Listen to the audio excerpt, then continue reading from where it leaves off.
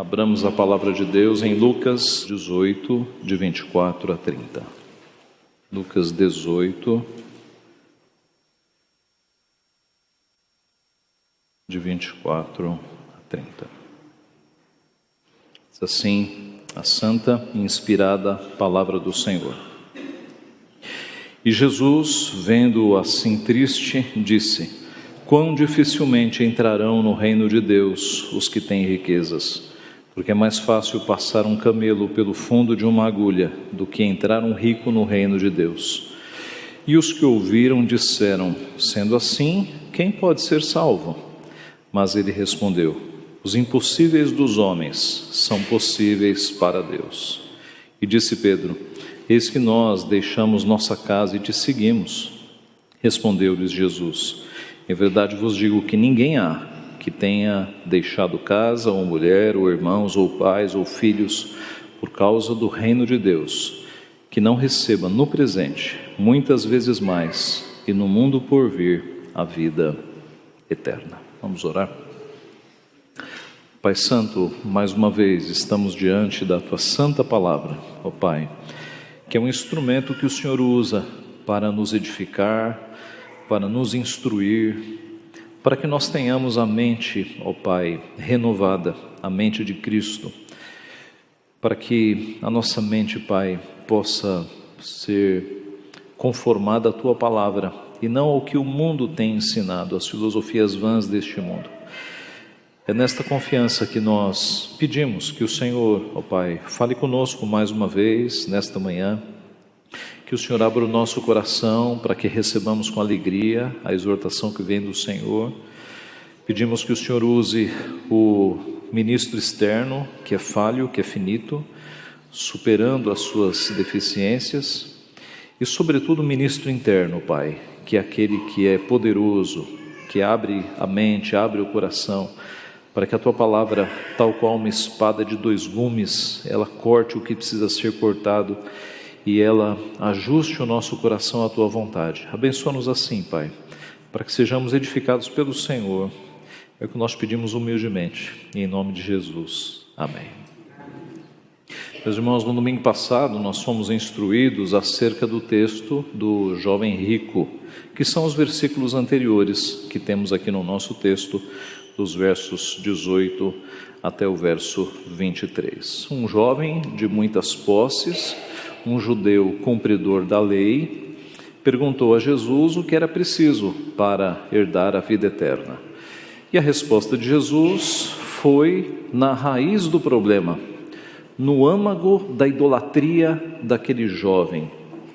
Vende tudo o que tens, dá aos pobres e terás um tesouro nos céus. O jovem, ouvindo estas palavras, ficou muito triste, porque era riquíssimo, tinha muitas propriedades, e o seu coração estava nas suas riquezas, não estava no amor ao próximo. No momento seguinte, então, Jesus se vira aos discípulos que acompanharam este diálogo, este triste diálogo. Jesus se vira aos discípulos, e as palavras que vêm a seguir nos dão algumas lições sobre aquele triste diálogo. A primeira lição que temos aqui dos lábios de Cristo é sobre o perigo das riquezas. Diz o verso 24: Jesus, vendo-o assim triste, o jovem rico, disse: quão dificilmente entrarão no reino de Deus os que têm riquezas. Quão dificilmente entrarão no reino de Deus os que têm riquezas. Esta é a análise de Cristo. Esta é a análise. Este é o diagnóstico, a opinião de Cristo. Opinião parece fraco, não é? Porque Cristo é a verdade encarnada. Este é o veredito de Cristo. Quão dificilmente entrarão no reino de Deus os que têm riquezas. Jesus olha para o jovem rico e vê o coração. E a conclusão de Jesus é: dificilmente pessoas ricas entrarão no reino de Deus. Jesus olha para os ricos de hoje e diz a mesma coisa, porque é mais fácil passar um camelo pelo fundo de uma agulha do que entrar um rico no reino de Deus. Alguns estudiosos afirmam que a agulha era uma pequena porta que ficava na parte inferior do grande portão da cidade, que um camelo com muita dificuldade conseguiria entrar ali. Mas não há certeza absoluta sobre esta informação e nem é, de fato, o centro da mensagem, né? Apenas uma ilustração. Mas o ponto é que Jesus usa esta figura para mostrar o quão difícil é que um rico se salve. E por que é difícil?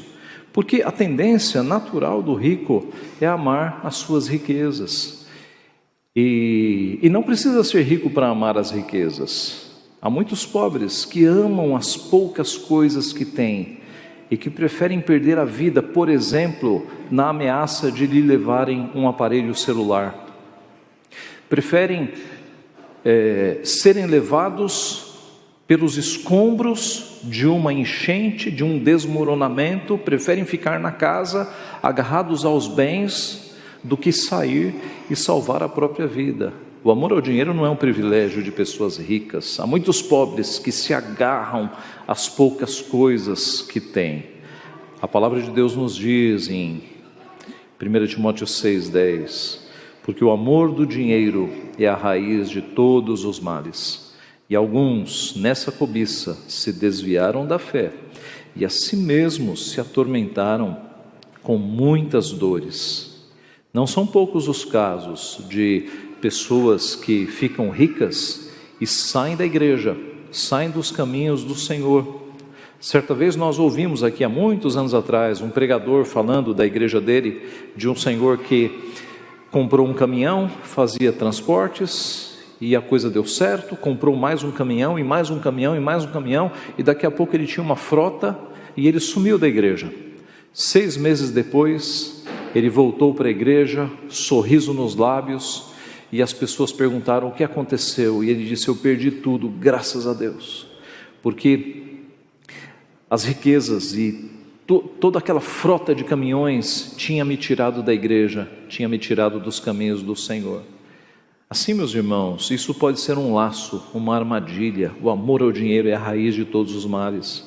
O rico insensato da parábola contada por Cristo disse: destruirei os meus celeiros, reconstruí-los-ei maiores, e aí recolherei todo o meu produto e todos os meus bens, e então direi à minha alma: tens em depósito muitos bens para muitos anos, descansa, come, bebe e regala-te. Mas Deus lhe disse: louco, esta noite te pedirão a tua alma, e o que tens preparado, para quem será? Lucas 12. O jovem rico ficou triste porque amava as suas riquezas mais do que ao próximo, mais do que as pessoas. Ele não era um cumpridor da lei do Senhor, de amar a Deus sobre todas as coisas. Ele não cumpria a primeira tábua da lei, mas não cumpria a segunda tábua da lei, que é amar ao próximo como a nós mesmos. O jovem rico estava com o coração, uma idolatria nas riquezas. Também porque a tendência natural do rico é dedicar-se ao dinheiro. Quanto mais posses, quanto mais propriedades, mais dedicação de tempo, mais empenho em manter o que se tem, mais preocupações, menos tempo para a família. Cristo nos advertiu: ninguém pode servir a 2 senhores, porque ou há de aborrecer-se de um e amar ao outro, ou se devotará a um e desprezará ao outro. Não podeis servir a Deus e às riquezas. Também porque a tendência natural do rico é sentir-se autossuficiente.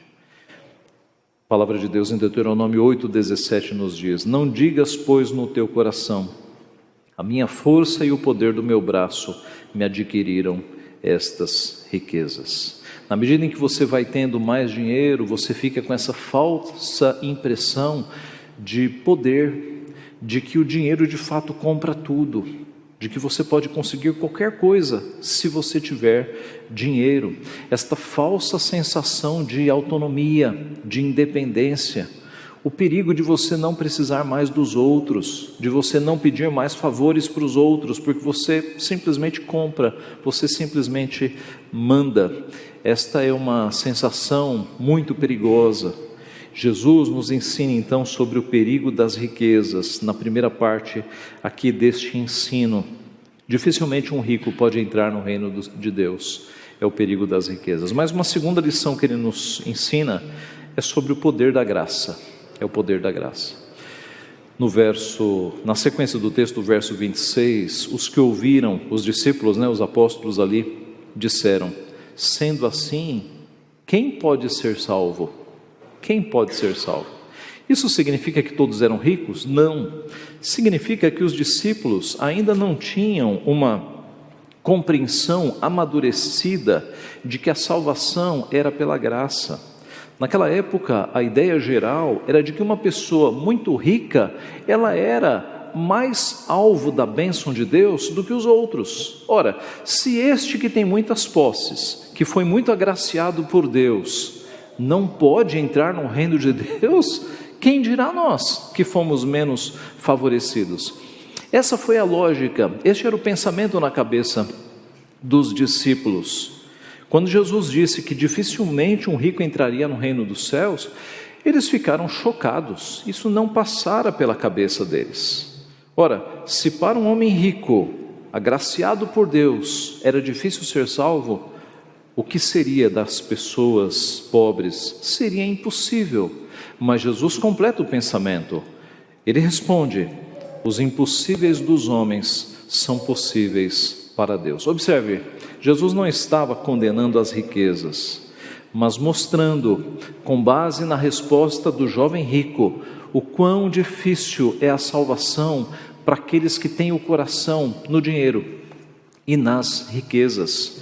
É impossível, mas Jesus mostra que este impossível é possível a Deus, que pelo poder da graça um rico pode ser salvo. Ele pode ter o coração convertido, tirado do amor às riquezas e direcionado para o amor a Deus. Os impossíveis dos homens são possíveis para Deus. Na verdade, todas as pessoas que nós achamos que são improváveis para a salvação, podem ser salvas pelo poder da graça de Deus. E Deus nos surpreende muitas vezes, não é? Desde o período bíblico, quando o apóstolo Paulo, que era improvável aos olhos da igreja ser um discípulo de Cristo, ele foi salvo.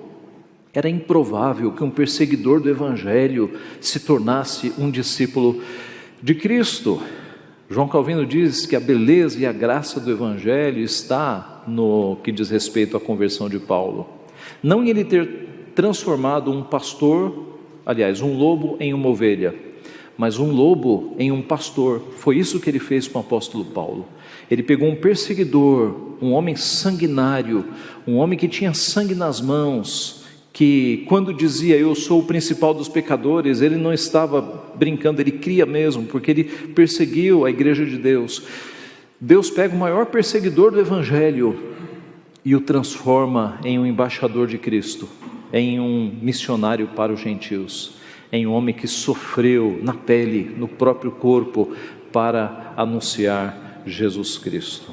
Assim, o nosso Deus é especialista em converter pessoas improváveis, pessoas que nós nunca imaginaríamos que seriam crentes, e Deus vai lá e converte. Lutero dizia que o céu seria um local de surpresas, porque ali nós não encontraríamos alguns que achávamos que deveriam estar lá, mas encontraríamos muitas pessoas que não imaginávamos foram convertidas pela graça do Senhor. O apóstolo Paulo, escrevendo aos Coríntios, ele relembra que alguns deles, de uma vida tão difícil, com tantos pecados, foram convertidos. Lá no capítulo 6 ele escreve: não vos enganeis, nem impuros, nem idólatras, nem adúlteros, nem efeminados, nem sodomitas, nem ladrões, nem avarentos, nem bêbados, nem maldizentes, nem roubadores herdarão o reino de Deus. Agora, tais fostes alguns de vós. Alguns de vós foram isso, mas vós vos lavastes, mas fostes santificados, mas fostes justificados em o nome do Senhor Jesus Cristo e no Espírito do nosso Deus. Este é o poder do Evangelho, este é o poder da graça. Deus pega pecadores improváveis e traz para os seus caminhos, e Ele fez isso comigo e com você. Sem Cristo nós estaríamos muito longe daqui, em caminhos diferentes, em caminhos de trevas, mas este é o poder da graça, de tirar pessoas das trevas do pecado e trazer para a maravilhosa luz de Cristo. Então, na sequência, depois de mostrar o perigo das riquezas, Jesus mostra o poder da graça. Os impossíveis para os homens são possíveis para Deus. Deus pode tirar o materialismo do coração de uma pessoa, a idolatria às riquezas, e converter esta pessoa para que use as riquezas para o reino de Deus. Mas em terceiro lugar, depois de falar sobre o perigo das riquezas e sobre o poder da graça, ele vai falar sobre o prêmio do Evangelho, o prêmio do Evangelho. Disse Pedro, verso 28, eis que nós deixamos nossa casa e te seguimos. Jesus havia dito para o jovem rico vender tudo e doar aos pobres. Ele não fez, mas os discípulos fizeram. Os discípulos deixaram tudo o que eles tinham para seguir a Jesus. E é por isso que Pedro está perguntando: Senhor, e nós que fizemos isso? E nós que, ao contrário do jovem rico, deixamos tudo para te seguir? Jesus responde: em verdade vos digo que ninguém há que tenha deixado casa, mulher, irmãos, pais, filhos, por causa do reino de Deus, não receba no presente muitas vezes mais, e no mundo por vir a vida eterna. Ninguém que tenha deixado bens ou pessoas por amor a Jesus Cristo ficará sem prêmio. Pastor Joel Bick, em uma das suas palestras mais recentes, ele conta que conheceu durante a sua vida milhares de crentes, milhares, e ele nunca se encontrou com um deles que tenha dito: eu me arrependo de ter gastado tanto tempo lendo a Bíblia, eu me arrependo de ter gastado tanto tempo orando. Ele nunca encontrou um crente arrependido por estar seguindo e andando com Jesus Cristo. Cristo diz que ninguém que tenha deixado mulher, pai, filho, bens, deixará de ser recompensado e premiado muitas vezes mais, já nesta vida e no porvir. Quando, irmãos, nós deixamos coisas deste mundo para seguir a Jesus, nós somos recompensados já em vida, já neste tempo. É o que Cristo está dizendo, verso 30, que não receba no presente muitas vezes mais.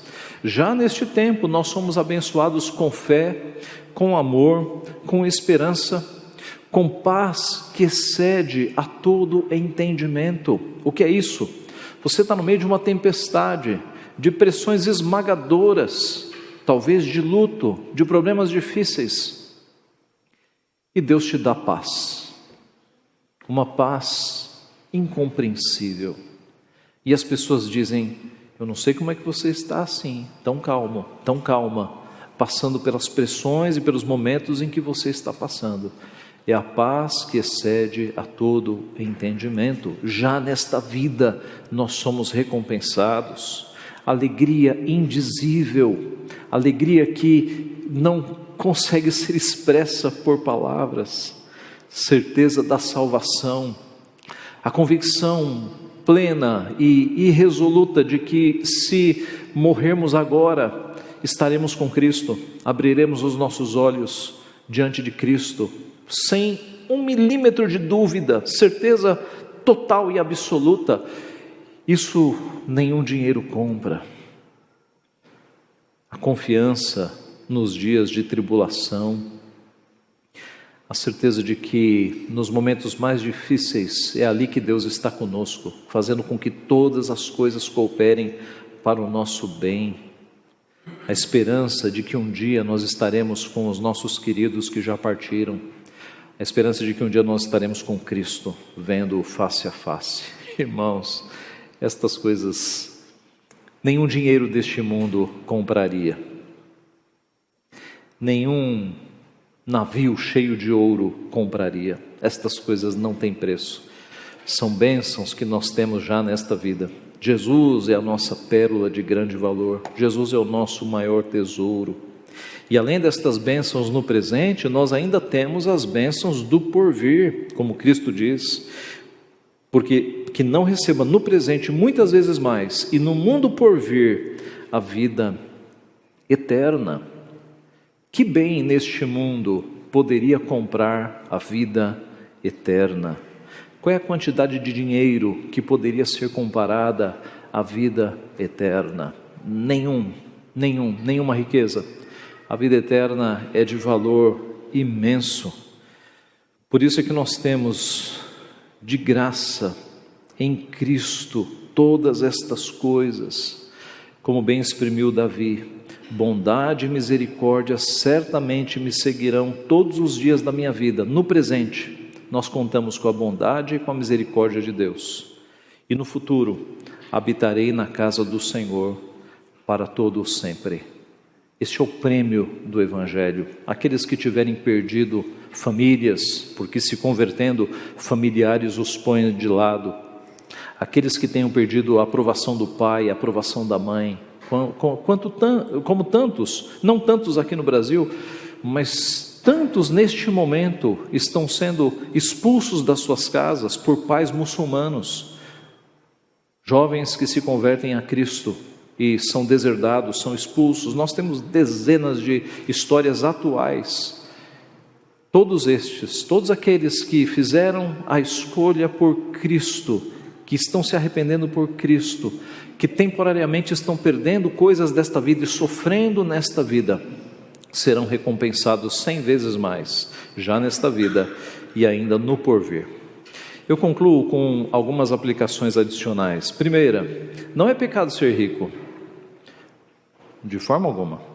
O problema é colocar o coração e a confiança nos bens. Isso não é privilégio de rico, ou não é perigo só para ricos, mas para todos nós.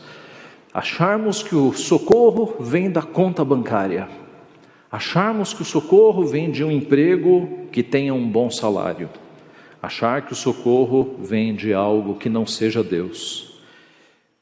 Assim, não é pecado ser pobre também. O problema está do pobre no descontentamento, na murmuração e na cobiça. Observe que não é pecado nem ser rico nem ser pobre. O pecado é o teu coração não estar em Deus. O correto é colocar o coração no Senhor, confiar no Senhor, não achar que você tem coisas pela força do teu braço, mas pela graça e misericórdia de Deus. Segunda aplicação: Deus tem usado ricos no passado e continua usando hoje. Ricos que se libertaram do amor ao dinheiro para serem bênção no reino de Deus, para serem bênção, instrumento de Deus na vida de outras pessoas.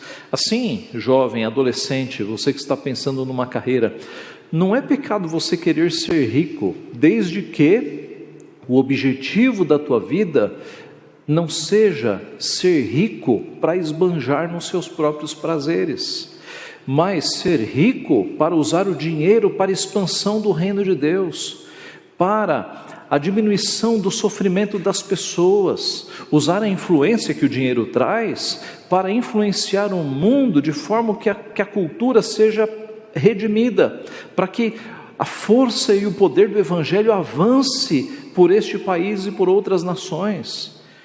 O problema não é ter dinheiro, o problema é o que você quer fazer com o dinheiro. Se você tem a visão no reino de Deus em primeiro lugar, o dinheiro vai ser uma bênção na tua vida. E quantos crentes ricos existem que são bênção na vida do reino de Deus, ou na vida de pessoas, fazendo com que o reino de Deus avance? Terceira aplicação, faça uma avaliação da tua vida sobre o tempo que você tem gastado com a tua família e o tempo destinado ao trabalho. Talvez você esteja pecando aí. Verifique também como está a tua vida devocional, o tempo que você gasta com o trabalho e o tempo que você tem gastado com Deus. Arrume isso, equilibre as coisas, coloque Deus no centro, dedicação à família, dedicação à esposa e aos filhos. Muitos de nós que não somos ricos, erramos nisso e trabalhamos demais e colocamos o trabalho como uma espécie de Deus na nossa vida. Arrumemos isso, meus irmãos. Quarta aplicação, se você não chegou no ponto de ter tanto dinheiro, aliás, se você chegou no ponto de ter tanto dinheiro que já não precisa mais das pessoas, abra mão deste direito e crie circunstâncias para depender um pouco dos outros. Ajude as pessoas, mas peça favores também, peça ajuda aos outros. Assuma a função de servo de vez em quando, para que você saia desta impressão de que você não precisa mais dos outros, de que o dinheiro compra todas as coisas. E por fim, uma quinta aplicação. Lembre-se de que as riquezas verdadeiras não estão aqui nesta terra. As riquezas verdadeiras estão nos céus, são as celestiais, aquelas que você não tem que ficar vigiando e pagando o seguro, aquelas que o ladrão não rouba, aquelas que a ferrugem, a traça não corroem. As riquezas mesmo estão acessíveis a todos nós que somos servos de Cristo. Estas riquezas estão sendo construídas no céu, na medida em que nós somos fiéis ao nosso Senhor. As daqui são passageiras. Nós construímos, morremos e elas ficam. E os nossos herdeiros vão ou dilapidá-las, ou construir mais, vão morrer e vão ficar. Tudo que está na terra ficará na terra. Mas aquilo que nós produzimos, evangelizando, sendo fiéis ao Senhor, fazendo com que o Evangelho e o reino de Deus se expanda, estas riquezas são celestiais, estas riquezas estão guardadas lá com o nosso Senhor Jesus. Invista nestas riquezas, dedique-se a estas riquezas, que Deus assim nos abençoe. Amém.